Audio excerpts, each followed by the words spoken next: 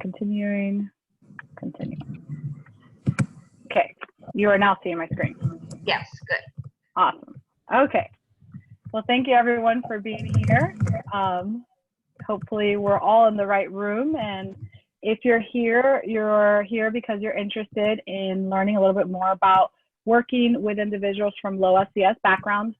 The presentation is titled Moving from Conceptual to Practical, Effectively Counseling Clients with Low SES Backgrounds. My name is Angiemil Peña, and I will be guiding you through this presentation. Hopefully, I will be able to share some information. We'll have some interaction. We will also do some practices. We'll see, depending on how many people are here, how we do some of the conversations. But throughout the whole presentation, if you have a comment, I will be monitoring the chat and trying to include that to the presentation, okay? So there are potentially 1 or 2 people that still have their unmuted button, and I can hear some typing. Just be aware of that. Keep it muted, and we'll get started. So a couple of things before we get started. We're going to actively be using the discussion chat. We are going to have conversations through there. We will also have opportunities where we'll come on off mute and come onto the chat. Also, I'm going to be using a polling system called menti.com. If you want to go ahead and open that in a second screen, I will direct you with the code as to where to enter that, but it's pretty straightforward. Just go to menti.com and they'll ask you for a code and just wait for that next instruction, okay? Let's see, we have,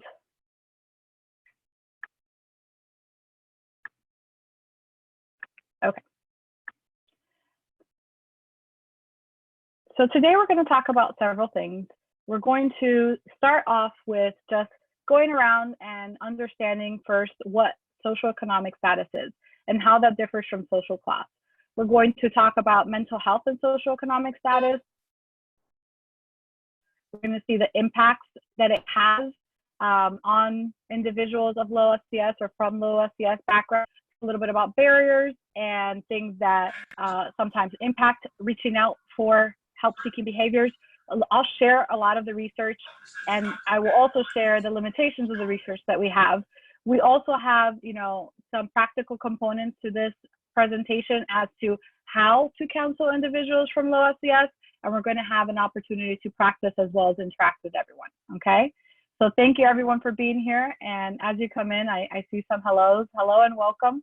And again, my name is Angiemil Peña, and today we're talking about counseling, specifically clients from low SES backgrounds. So let's everyone go and switch, and I will have this also. I will share the screen.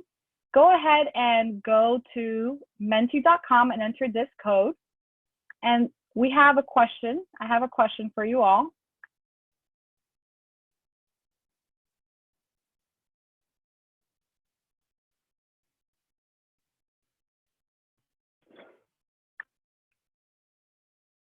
Everyone should be with me here.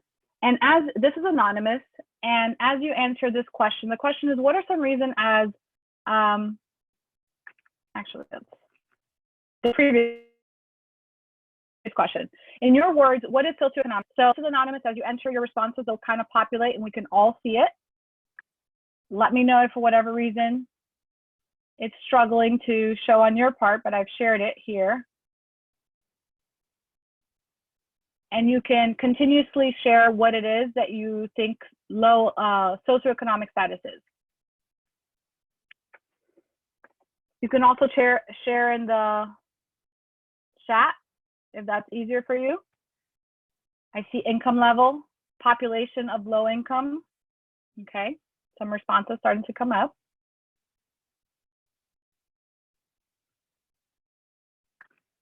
The level at which someone is actively living in regarding in their income level, how people rank economically in society, the imposed class of families and communities with low income, social classification of wealth, class, group defined by income.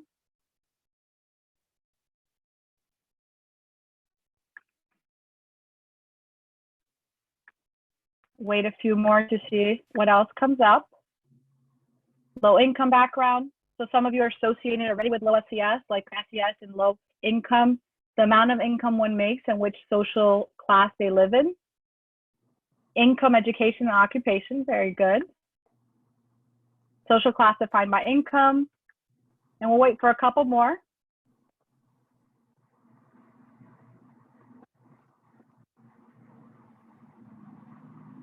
This is such a cool idea, by the way. I've not seen anyone else use this menti.com. Awesome. Thank you so much. It's a really interactive tool and really cool. And I see here, and it just allows for all of us to share our opinion without feeling like maybe that hesitancy of like, I'm not quite sure. What is that one? You're going to have to, after this, like teach me how to use it. Oh, it's super simple. I'll be happy to share any of the resources you see today. So, and I will also be providing the PDF form of the PowerPoint, just so you know. So I see a lot of you guys are on kind of similar wavelength. I see a lot of the classification. Some of you specifically identified income, education, occupation, which are the three main indicators, objective indicators of SES. And then some of you kind of combined a little bit of social class with SES. And the reason I asked this question is because it's really relevant. Our understanding of what SES is gives us an appreciation of how are we involving this in our research, how are we involving this in our education, how are we involving this as well with our clients. So let's actually talk about what SES is. Interestingly enough, SES is actually different than social class, but oftentimes, and in research done around this, most counselors actually similar to all of us, perhaps before learning this, conflate social class with socioeconomic status. I will differentiate that social class is a larger category. It also includes cultural components such as how an individual raises their family, how they make meaning, how are their attitudes, their world beliefs, their language. While SES is an objective kind of classification, if you will, of what your income, your education level, and your occupation. And that's important to understand because, as I said, they're not one and the same. So when we talk of SES, we're talking about in mainly three categories. We're talking about low SES. And in low SES, they have usually individuals from low SES have less access to wealth, power, and income. Middle SES has greater educational achievement, usually having some type of technical training or something that allows them to have more of a livable income and therefore have a greater access to power, usually at the local regional scale. And then high SES are usually individuals that inherit wealth and that usually have investments or higher income. And they also have higher education achievement, which usually leads to greater power and influence at a greater social scale. Okay, so what are the impacts of low SES? I'm going to talk a little bit here for a couple minutes of what the research shows, and then we're going to get into a couple more conversation questions. The impacts of low SES are important because the statistics and the research shows that lower educational achievement is overrepresented in individuals of low SES. There are also learning-related behavior problems. Reportedly, individuals from low SES have lower quality of life, and you can imagine that when you're being impacted, I'm being asked here about the PowerPoint. Yes. Are you not seeing it? Let's see. Thank you for asking that question. So you should see here, and I'll go back there to the definitions, and you should see here that these are the impacts of low SES. So the lower educational achievement, you have lower quality of life, you have cycles of poverty, there are many reports of poor health associated to lower SES, and even when you move from SES status, so let's say you were raised in lower SES, individuals that become middle or higher, you tend to improve their health, their overall health. There are greater rates of anxiety and depression. There are, of course, more stress associated with job insecurity, with food insecurity, and so on. There's a decrease in longevity of life, and there's elevated overall mortality, infant mortality, individual mortality, and more represented with acts of violence in this population. One of the reasons I'm so passionate about individuals of low SES is that there are so many intersecting identities, as well as disproportionately minority identities are represented in low SES. So while it is a large definition and a large group, understanding that this impacts your socioeconomic status, impacts your culture, and how you see the world is as important as anything that you can consider as far as other identifying identities. So here is the 2019 federal guideline for poverty, and you can see there that it depends based on how many people you have in your household. So this is something that fluctuates. It's also, like some of you alluded to, it's like the income, there's occupation prestige, and as well as education level. So these are three of the things that influence what SES is. However, one of the things that we know is that there are barriers to access to mental health. I'll just highlight some of these, but one of the things is that we know from the research that sometimes therapists have biases, and there are long waiting lists for individuals of low SES, or for instance, for things like Medicaid. Those practitioners or those practices oftentimes have a way longer waiting list than individuals that do private pay or out-of-pocket pay. There are rural components. Someone's on mute. Hey guys, just reminding you to please mute if you can. If not, I can hear your conversation and everyone can too. Okay, so let's talk about what the research shows. There are several things that we know is that most counselors come from a middle SES. And when you're counseling from your ethnocentric perspective, we know that's not multiculturally competent. However, SES is not something that is usually talked about or researched. In a research done by Cook et al., they reviewed 7,528 articles, journal articles in the ACA journals, two ACA journals, and they only found 9 that focus on counseling practice and recommendations for intervention. This is honestly not okay, because what that means is that oftentimes as counselors, we are seeing individuals as SES as the same as their counterparts of middle or higher SES. And that is not accurate, and you're not accounting for the holistic conceptualization of their person. And that's something that is important to, moving forward, us increase our ability to work with clients of diverse SES backgrounds. And then there's many research that supports that we need specific culture-specific interventions. Again, however, SES is seldomly seen as something as an inclusion demographic for our research that is being done within our field. So as you can imagine, this impacts in many ways. There's ripples of the portion of counselor education. There's also a repercussion as to even like the quality of mental health. Oftentimes individuals that recently graduate will attend or go to practices that do see lower SES individuals, and not to speak on the quality of their mental health services, but with less experience, it stands to reason that there is less quality of mental health services because of that inexperience when working with these individuals. So oftentimes individuals from the population of low SES get, interns or counselors in training, or newly fresh out of a master program training, which is great, but is that enough? How are we bridging the gap? And that's what we're going to talk about more and further in this presentation. So what does it mean to work with individuals of low SES backgrounds? It really does mean being more innovative. A couple of things that research shows is that when we can increase, at this point right now, we're seeing how technology is taking such a spike because of the world context that we live in. But this is also something that can be used to bridge those gaps with underserved individuals and populations. So we know that telehealth is a way to increase our reach. We know that internet-based self-help tools.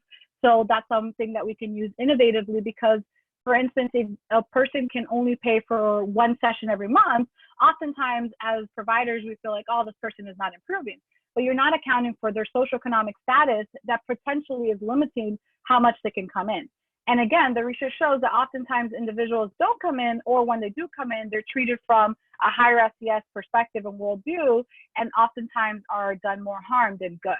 So the ways that we can kind of decrease that negative impact is by being innovative, using counseling aids. And by that, I mean interventions that perhaps are more infused with technology that allow you to utilize things like videos and other ways to incorporate these coping skills that we're trying to teach that perhaps are not happening inside the counseling session, but are happening in between to kind of meet the needs of these individuals, as well as mobile apps is a great way to kind of accommodate for that.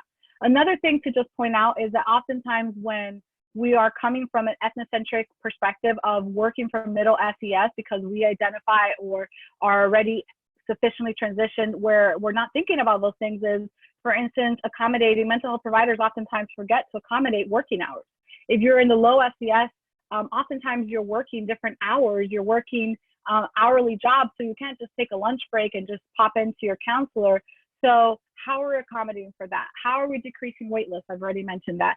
As well as oftentimes individuals from this population will not go into counseling, but they will go to the primary care provider.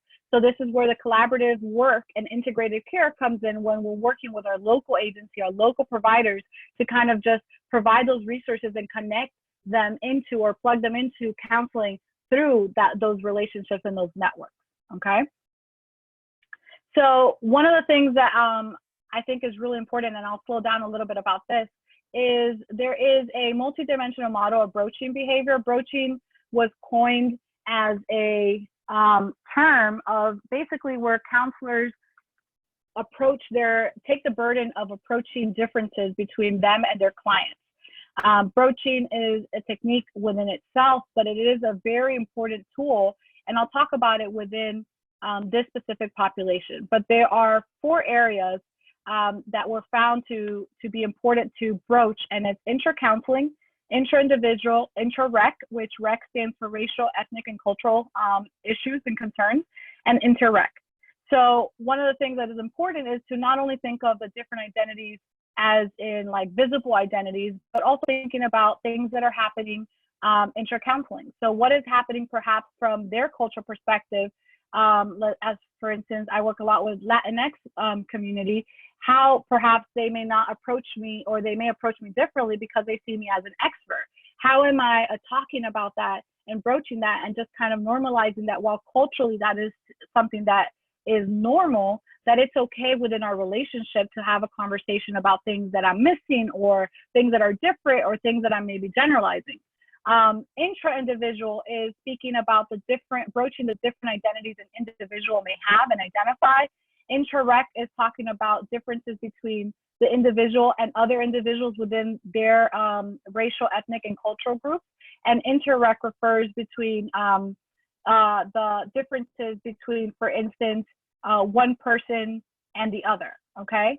So these are things that I can share more resources so that you can read more in depth, but just kind of preliminary going over that and making sure that we have an understanding of that specifically as we move into the practice section. One example is a broaching a STEM that is very just general, but it's like, I'm wondering if you would describe what your experience is as a woman of color, as a Latinx college student, as a first generation, fill in the blank, and then giving the context of what you're asking is important, okay? By utilizing broaching, we are really creating safer spaces for our clients, and it's something that we'll talk more about how it is an ongoing tool that we use to just broach, even as I'm contextualizing it to low SES backgrounds, making sure that individuals understand that, hey, I understand that I may come from a middle SES, or maybe I come from a low SES, but I've now transitioned to middle SES, and I have some understanding, but I don't know your lived experiences. So in talking about that, we're destigmatizing some of these topics that oftentimes are not even being considered within the counseling relationship. So let's go again to menti.com, and everyone enter the same code if you didn't leave it open. I'm going to switch the slide. And I'm going to make sure that I am sharing the correct screen. Everyone there with me? And I'm seeing things come up, and I'm going to make sure, yep, I'm sharing it, so everything is good here. So what are some reasons that society, individuals, and counselors, we often shy from talking about socioeconomic backgrounds? Lack of experience, shame or embarrassment. It feels rude. I think that's a big one. Privilege, yes. It's often uncomfortable to acknowledge that we don't identify as low SES, or that we're not struggling with job security in the same ways that our clients perhaps are, or our students, yes. Let's see what other ones are coming in.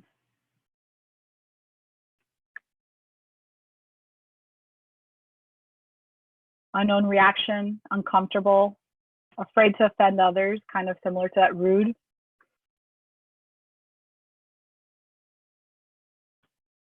A lot of these seem around that like discomfort, like I don't want to make anyone uncomfortable, ignorant, I might not say the right words, I might not use the right labels.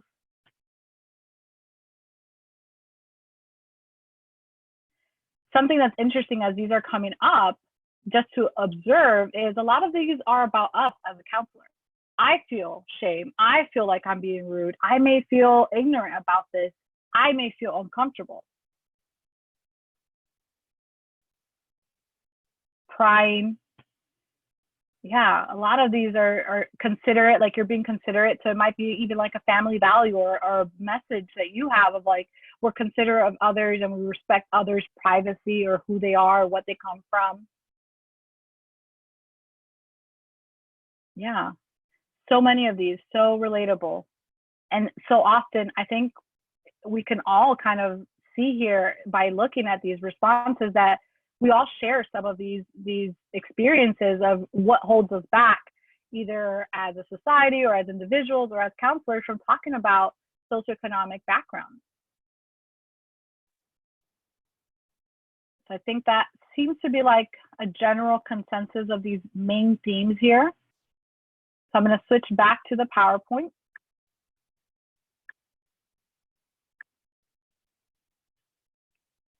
So a lot of great points as to reasons why we hold back.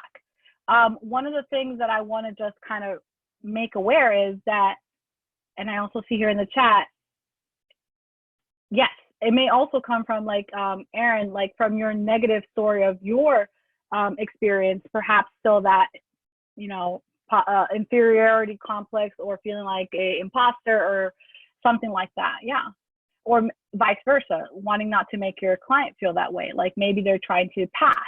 But the reality is that by pretending that we're all the same, we discredit the journey of the individual to where they are right now. So for instance, if a client of low SES is in our session and we're not accounting for it, you are discrediting the fact that they went through so many structural barriers, so many systemic barriers, so many personal messages that perhaps were against them seeking help, and they're here.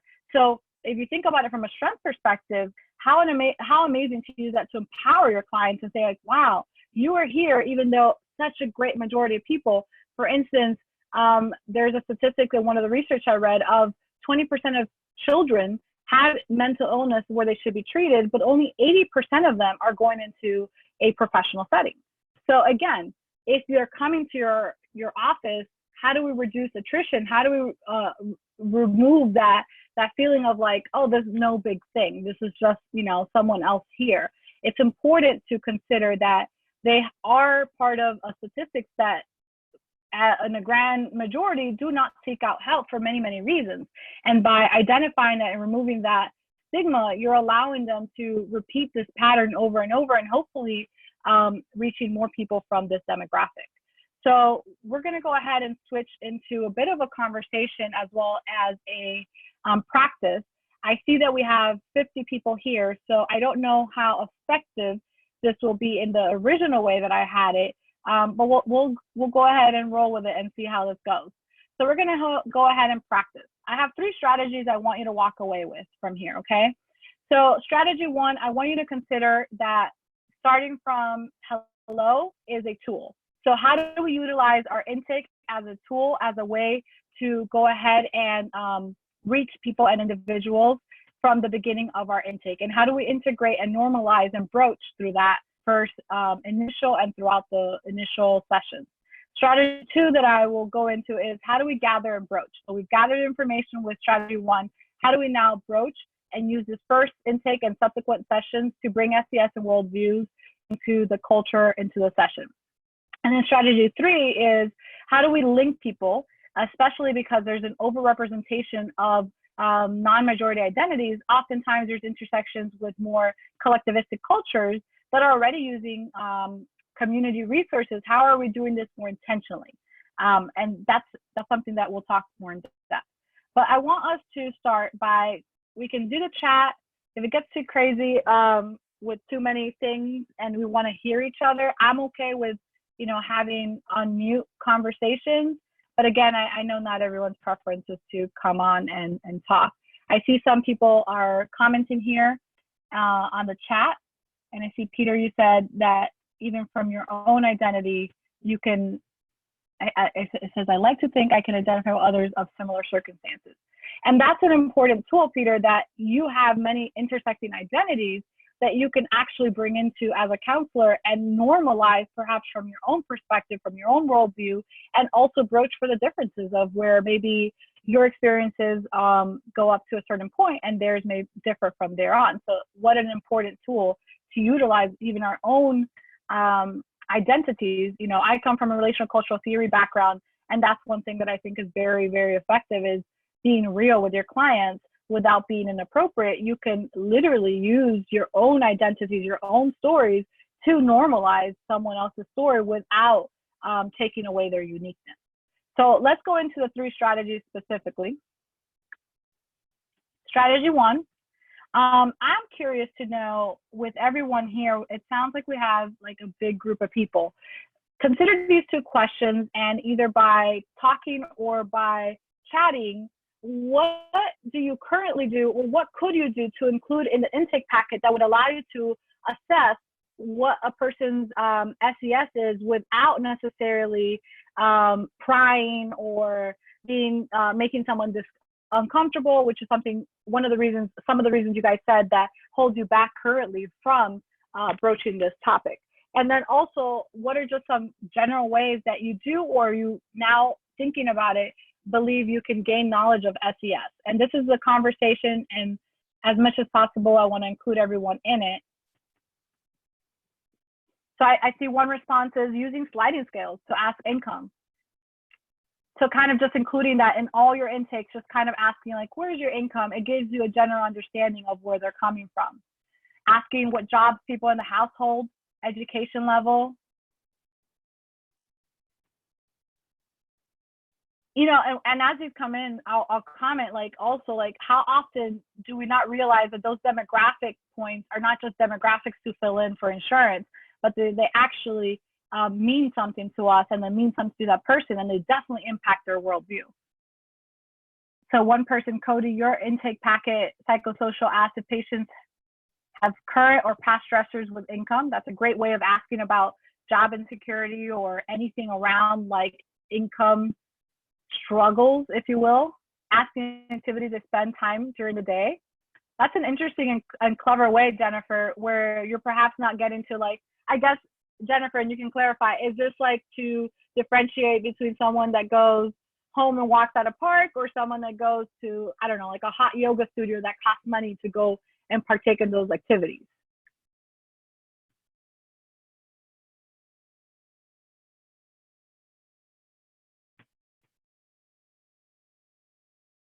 Okay.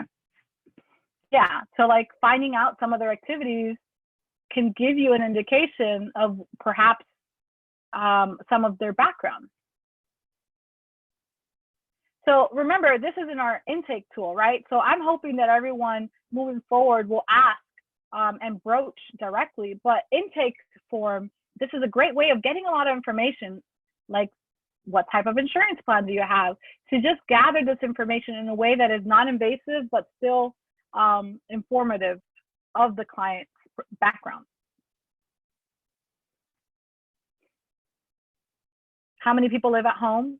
Yes. That's a really good one, especially when you consider that household income. So let's say someone mentioned like sliding scale, and let's say someone puts in their sliding scale that they make, their income is 30,000, right? That sounds really maybe, oh, okay, that could be fine for one person. But when you hear how many people live in the household and someone gives you an answer of 4 or 5, that changes your understanding of, you know, this is someone that's single and perhaps has an entry-level job, and someone that this is their accumulated income. So asking, telling a little bit about yourself, Cody, of like how you grew up and just sharing about that. That's a good one, Tammy. I like that. Asking children to draw a picture of what their home looks like. So again, a lot of ways to utilize this and to just ask information without having to necessarily point blank ask like, hey, do you identify as a person of low SES household? But again, I want to just also normalize. I think that we have stigmatized the word low SES, and I can't speak for every low SES person and say like, oh, now we have to be normal about it, because that's coming from a place of privilege.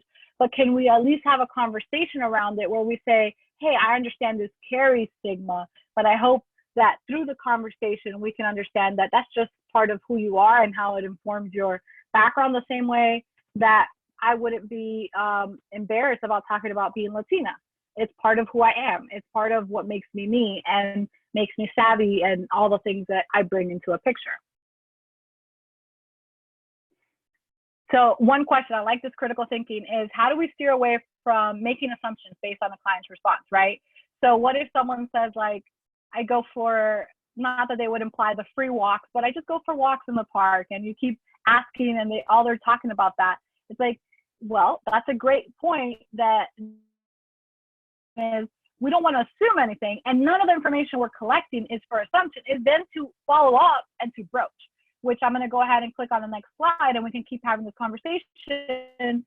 Is how do we destigmatize? How do we do that? Is by broaching. So we've collected the information. That's strategy one. The second one is, okay, now we've gathered, now we broach. So we don't ever go off and write in a client's file, oh, low income, struggles with food insecurity, if that has not been communicated to us. So now it's where we say like, hey, I noticed that you talked about, you know, activities that you always look for. It sounds like you're very savvy economically with how you spend your money. Does, for instance, does your income influence the activities you choose, or is this something based on preference? So you're following up with more questions. And there are 5 sections that are important to consider when we're broaching.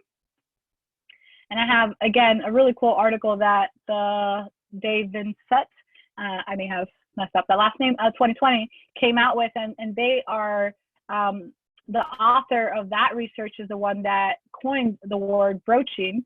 So they have really good information as to how that model has developed.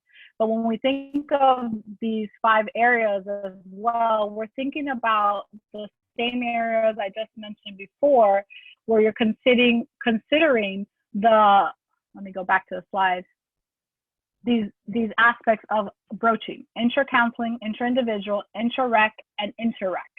So that's important, and this is another way to say it, is how it's said in this slide, is it's the counselor's responsibility to talk to the client and to ask questions and to not assume. It's the counselor's responsibility to introduce the reality that we may have differences and we may have similarities. And also as an educator, as a supervisor, this is important in all realms of our profession. And also to continually gather that information, come back and say like, hey, hey, Angie, I know you've mentioned how you grew up in your background when you were little. Has that, since that's changed, I know that you're completing your master's program or your whatever it may be. Where are you in your current kind of influence, or how that impacts your life today? So again, it's a continuous responsibility as a counselor to be asking these questions of how this is impacting our clients today.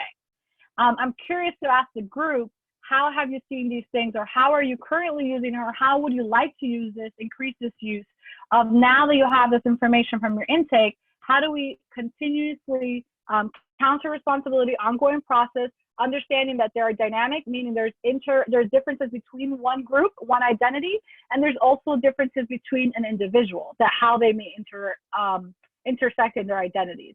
And then that alludes to the multiple levels, as well as a flexible stance. And flexible stance really talks about allowing the client to direct the direction of the broaching. So I see some responses coming in. A great point by Aaron is like, there might be individuals that may not have a lot of income, but do not feel stigmatized or bad about it. Again, this is why we're asking about them.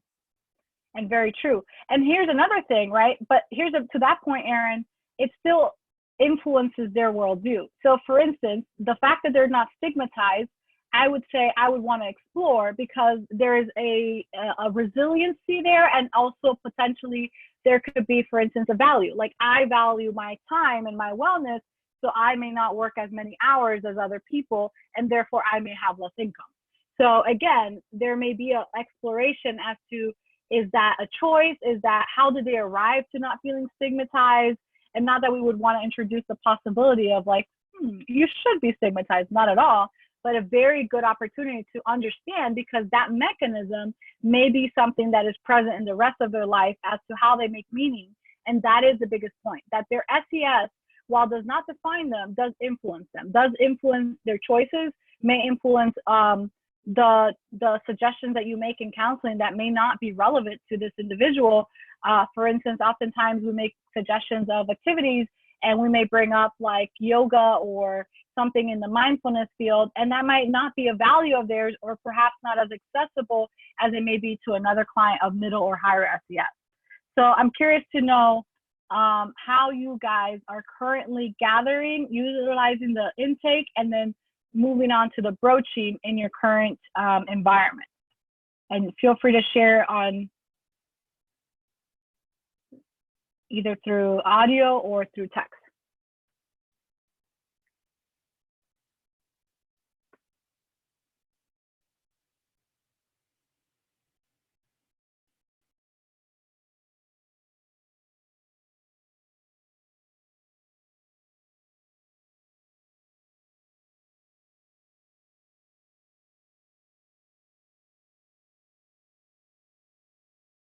Seems like everyone's typing at the same time.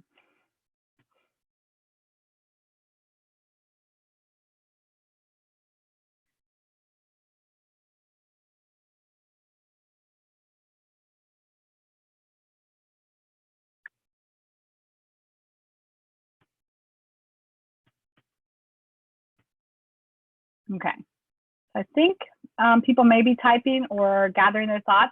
I'm going to move on to the last strategy, and then we can discuss more. So the last strategy is community resources. One of the things that we know is that with individuals of more collectivistic culture, and with individuals coming from low SES, oftentimes there are other places they are getting their mental health needs met. That might be through a spiritual setting, that might be through a community center, that might be through some other community resources. I think it's important to recognize that, you know, we don't have to invent the wheel. We can operate as counselors from private practices, from community agencies, from different spectrums of working with clients of low SES with connections to already existing infrastructures. So 4 things that I think are important when we're establishing links within community connections is that it takes time to build trust. So oftentimes we may come with really great ideas, but not assuming that those great ideas are the way to go is important to recognize. And when we allow for the trust to build and for everyone to feel comfortable, especially if you're coming in as an ally to a population group that you're not necessarily self-identifying or have since transitioned into a different SES group where you perhaps may not be in touch with the current struggles, but you can still speak from a place of your own experiences. But you want to make sure that you're coming from a place of humility and allowing for community resources that, let's say, boots on the ground, are actually doing the work with this great population that you're allowing to kind of lead and that trust to build. The second thing is you want to be clear with your roles.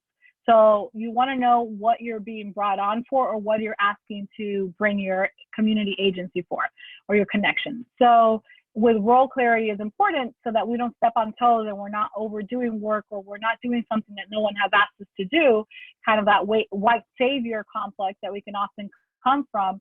And that is something that through that building of trust, we can establish and make sure that is there. The other thing is strategic partnering, right? So oftentimes there might be one community agency, or not community agency, community resource that is doing one thing, and another community resource that is doing another thing, and you're doing something in the mental health. So if I'm offering a service that is perhaps free or of low cost, how do I connect? Because I can only do so many of them because I'm perhaps not making as much money on it or whatnot. How can I connect these individuals, my clients, to these other organizations that provide other parts of what we traditionally might do within a counseling setting, or perhaps come from a more culture-centric perspective because we're using the same community to kind of provide this support. That is important, because if not, I think the problem overwhelmingly with a segmented society that we live in is you're going to burn out. You're going to burn out. We see oftentimes, you know, earlier practitioners go to these more acute care agencies or community spaces that do more Medicaid and things like this. And then eventually they transition into private practice, which is great, but perhaps they don't have the same opportunities that they once had. And the reason is because you can't do that high intensity need work by yourself and for such a long time without feeling completely burned out.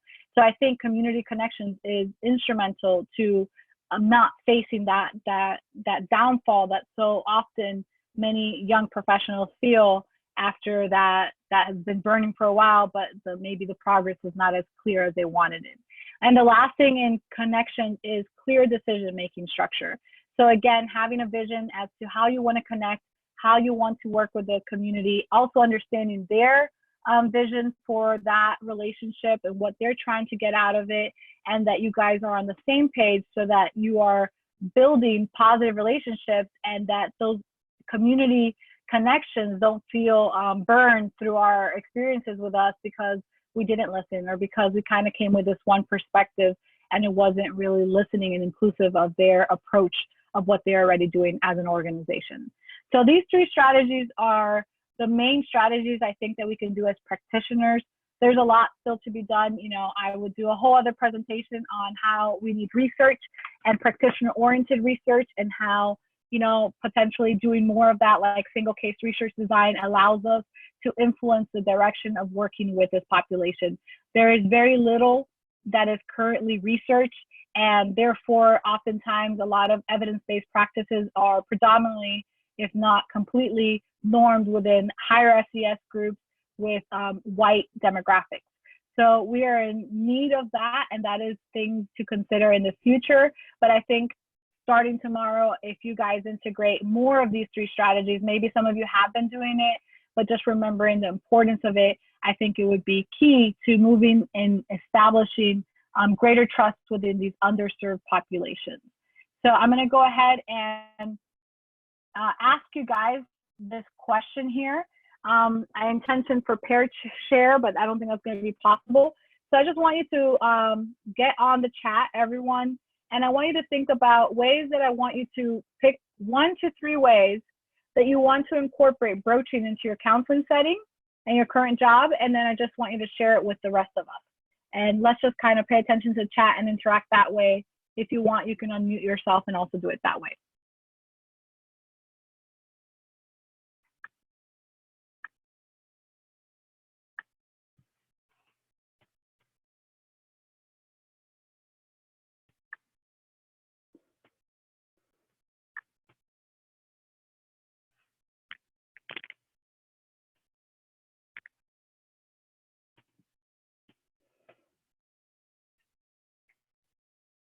Thank you, Danita. Being willing and open to address differences in our SES levels. And what a corrective experience as counselors if we do so. Self-disclosure, Jennifer, thank you.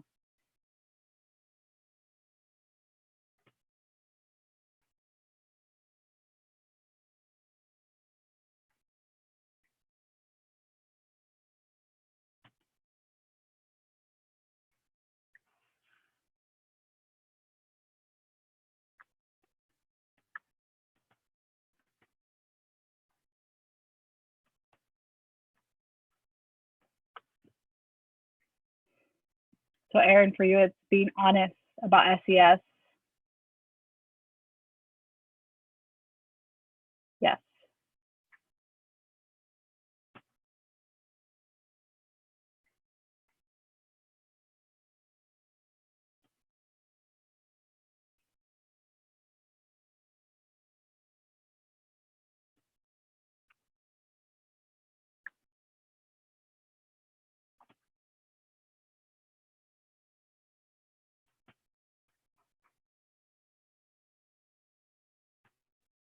including questions on the intake. And as you guys continue to put in some answers, I just want to close our session today. First, thanking you for considering working with this population. I think oftentimes we say we want to, but the reality is, especially in private practice, once you're in private practice, oftentimes there are limitations based on what panels you are, insurance panels, what if you're out of pocket, and all these factors that contribute to the clientele that we are receiving in our practices. One thing to consider, as mentioned, is how can we connect with the community resources? How can you make potentially resources that are completely free, but online, and allow for individuals that are not perhaps the best candidates to come into counseling, still receive benefits of some of the counseling truths and skills and coping skills that we are aware of and trained in. And those are ways that I think we can do community outreach in this way. This is a way that we can close the disparity gap between populations and SES. And it's something that I think, personally, I think is necessary and important. And until we kind of destigmatize this, we're often doing more harm than good. So I encourage you guys to take away these, specifically the knowing how little is done in our research, and also realizing how limited the resources are that are normed within lower SES. I see Cody, you answered also saying a non-judgmental atmosphere, and believing that, and that humans are valued for being humans, not their backgrounds with money or history, as well as Cody understanding that SES is historically context. So individuals oftentimes are in cycles of low SES, not by their own choices or because they were quote unquote lazy or not doing something, and not because it defines their worth, but because of historical factors and things that are oftentimes, I think, dismissed of their experiences.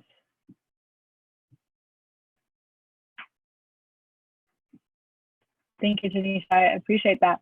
Just the opportunity to be more inclusive in our intake packet, something as simple as that, it starts changing how we go about our practice, and not just expecting people to have to disclose to us their background, but that we can broach and normalize and just kind of collect that information proactively. So I'm aware that another session will be starting soon. I want to offer an opportunity for any questions, and that could be questions towards me or to anyone in the group. My pleasure. Thank you, guys. This is what my research is in, and I feel very passionate about increasing counselor practitioners' interest in this population, but also then if you are already doing this work, how can you research about it and also just continue to inform our counseling practices. Thank you all.